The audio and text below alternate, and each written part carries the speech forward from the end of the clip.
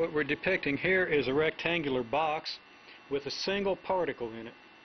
That particle is moving with velocity v, it has mass m, and its velocity is parallel to the axis of the container, so it just bounces back and forth. It never touches any of the other walls, bounces back and forth between these walls.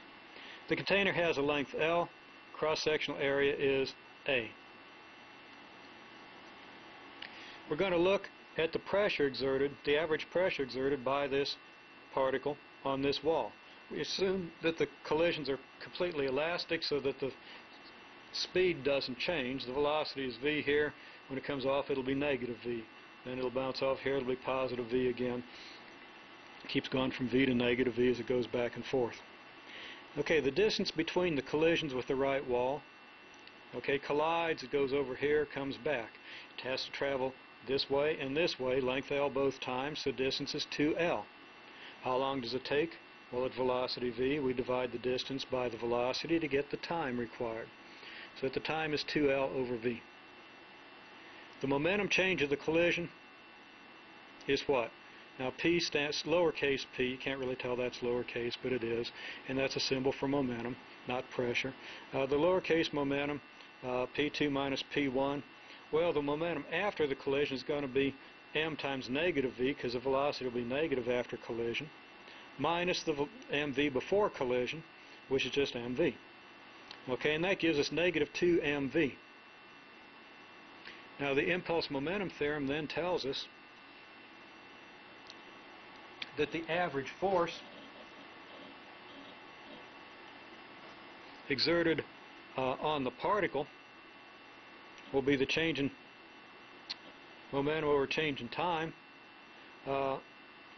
That force would be negative 2 mv because, well, the change in momentum would be negative 2 mv, and the delta t would be our 2L over v that we just found. But now we're kind of switching gears. This is force on the wall, and it's going to be the negative of the force exerted on the particle. Okay? So we're just going to kind of erase our negative sign there.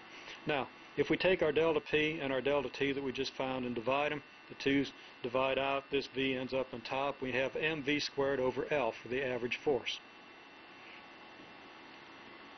So that the average pressure, being the average force over the area, is mv squared over L divided by the area, which will be mv squared over L times A. L times A is the length of the container times its cross-sectional area. That's just the volume of the container. mv squared is double 1/2 mv squared, 1/2 mv squared being the kinetic energy of the particle. So we see that the average pressure is double the kinetic energy divided by the volume of the container.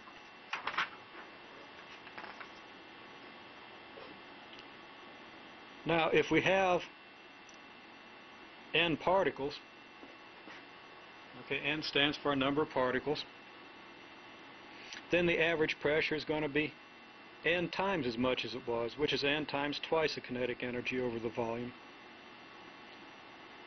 If the velocity is randomly directed, that means it can be in any of the three directions instead of just being back and forth like this, which is our assumption here.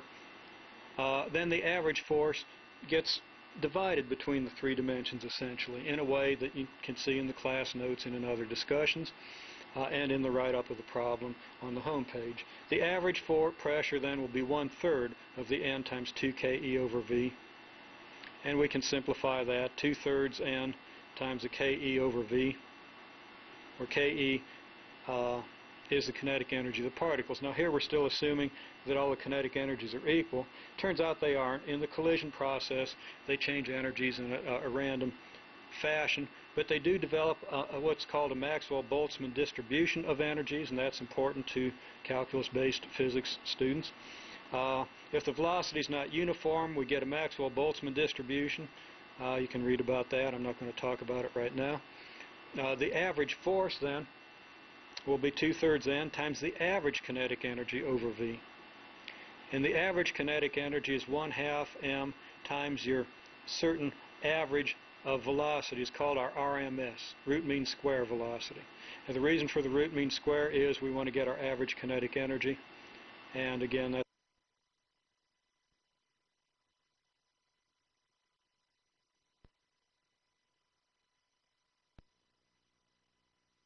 later. In any case, our average kinetic energy turns out to be 3/2 times pressure times volume over the number of particles. That's the average kinetic energy per particle.